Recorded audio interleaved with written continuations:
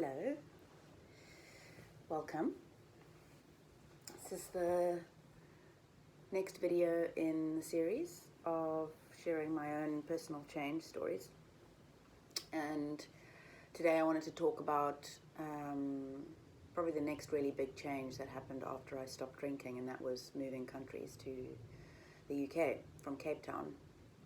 And there's quite a few elements to it, and I was reflecting this morning actually on like what change actually is, and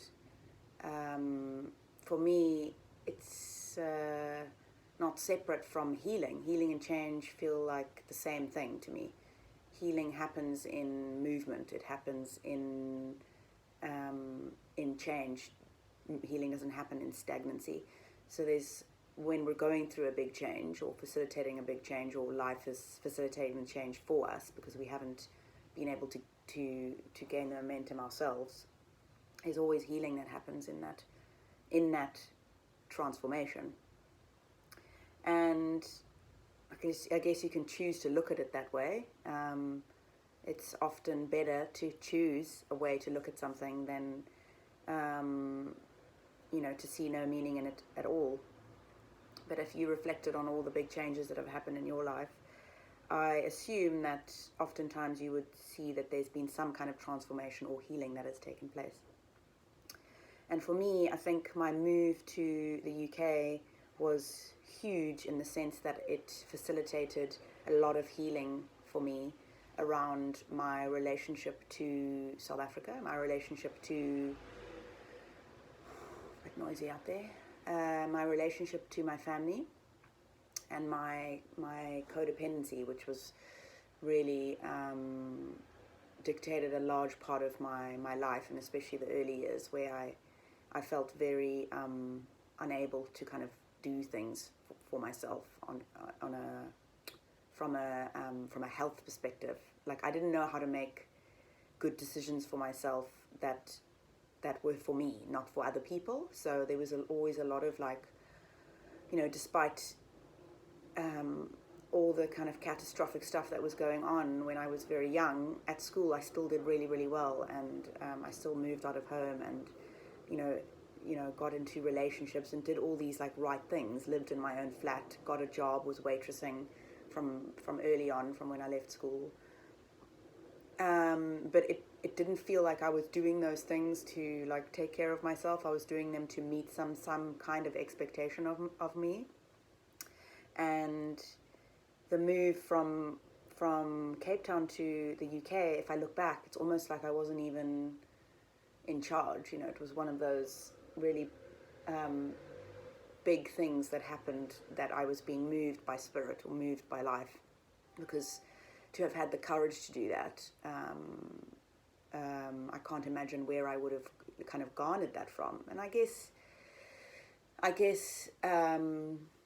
can answer that now, because I'd been sober for 6 years, I think, by the time I left, and the amount of strength and healing and change that I'd facilitated for myself within the recovery community was really, really huge. And although I was still sick in many ways, it takes many years to kind of get better, and we're always constantly getting better or moving towards something. Yet we're also perfect at the same time. I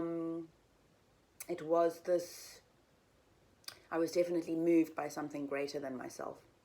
And so I had established this routine, and I was also now in a relationship, and I had been since I got out of recovery. So within that relationship, there were all these kind of routines that I had established for myself. I was still doing my morning pages, I was still going to meetings all the time, and at this point, I think what was happening was the routine, and we'll get into this in the course, is talking about how structure and discipline can create contraction. So really fine balance between discipline and structure and flow, and that is the balance of the masculine and feminine. And that's something that we'll look at, because in order for change to happen, there needs to be flexibility.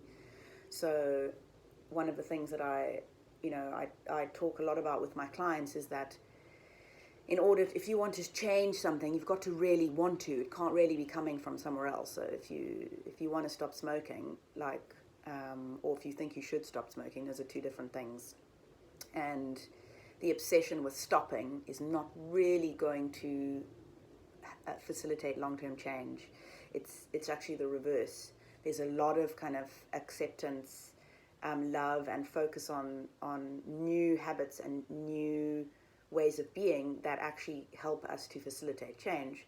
So without me even knowing it, I think at the time those structures were starting to kind of break down and stop working.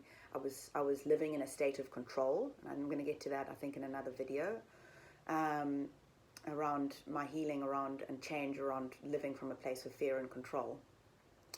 But this is the move that really facilitated that shift for me, and it is one of those where life was moving me for me, because perhaps I wouldn't have come up with the idea to move to London if I wasn't in a relationship with someone who was moving overseas, and also if my brother wasn't there.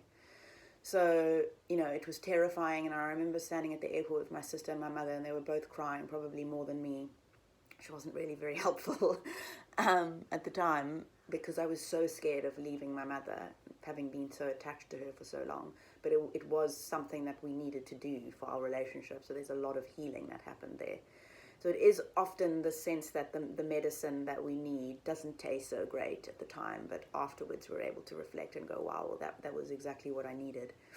And there were a lot of nuances there as well.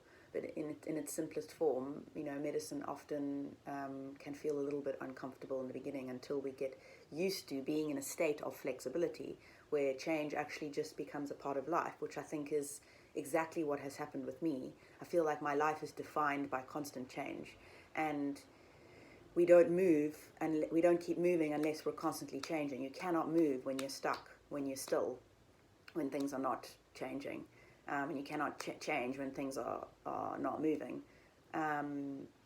So yeah, I came to the UK, and then it was like just turning my whole life on its head. I came from working in an agency where I'd worked my way to a place where I was like fairly like known and respected and loved, and I had really good relationships, and I'd done amazing work. And it was like going from junior school to high school.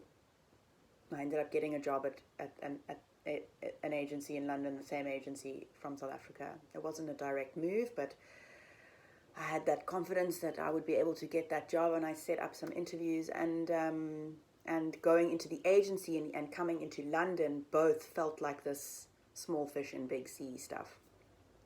And every day on my way to work in London, I cried in that first week because I couldn't believe this is what people did every day. They got on a train and they...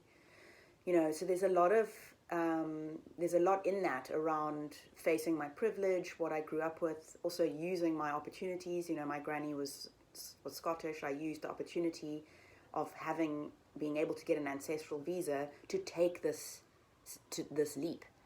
We have to have courage in order to take these big leaps and not worry about the consequences, and have faith and trust. And I didn't have a lot of reason to trust in the world, to be honest. I really didn't.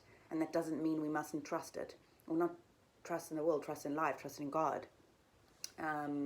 But my time in the program, in AA, in 12-step programs, really helped me to develop a conscious contact with something greater than myself. And it wasn't actually God at that time. I can't remember what term I used, maybe higher power, but it can be anything. It's just acknowledging, humbling yourself to the reality that this is a fucking miracle that we're alive. And if you just look around and then you look at Mother Nature and you look at the miracle of existence, we know we're not really in charge, and we have to kind of surrender to that in order to let life move us. And in this case, I really believe that my consistent practice, my dedication, and my commitment in the program really kept pushing me to a place where I felt confident and courageous enough to be able to take this leap and be moved by spirit. So when I got to London, life turned on its head, and it was as if now all my routines were gone, and I had to establish new ones. And this is a great lesson, because when we start to develop a way of life as being a practice, or practice as a way of life, there has to be flexibility. So oftentimes there will be, you know, like an avalanche will hit, you know, your life. Something unexpected will happen, and you'll need to just shuffle and adapt. And that capacity to adapt is possible with when we are resilient, when we have this sense of, you know what, I'm able to hold this and I can manage this whilst being quite still, and sometimes we're not even aware that in a chaotic or very massive change that we're actually handling it. You know, after something really huge, sometimes you can look back and go, fuck, how the fuck did I do that? And yeah, I mean, moving countries to me doesn't feel like such a big thing right now. I feel like I could do it again. You know, it would obviously be stressful and all that kind of, but if I look back at where I was at, and I have such empathy for myself at that age, just really quite, you know, just young and naive and scared, but also just brave and full of faith.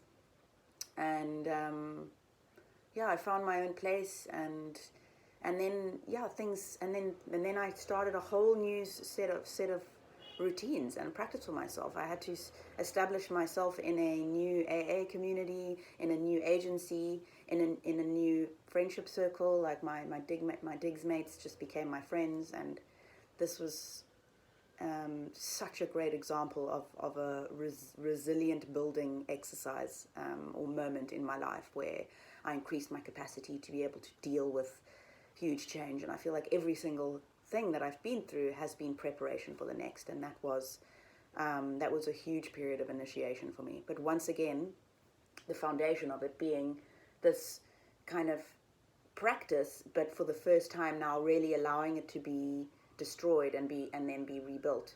So having that and taking a lesson from that, which I've now been using in recent years, really in my practice and in my life, is that we have to be flexible and adaptable to change and things that are not within our control. And although I had an intellectual understanding of that in AA, you know, like let go and let God, and we're not really in control, I definitely was living in a very, very, very insane state of control. And I'll get to that. I think in the next video I'll cover that. So yeah, I hope that was enjoyable, and I'll see you in the next video.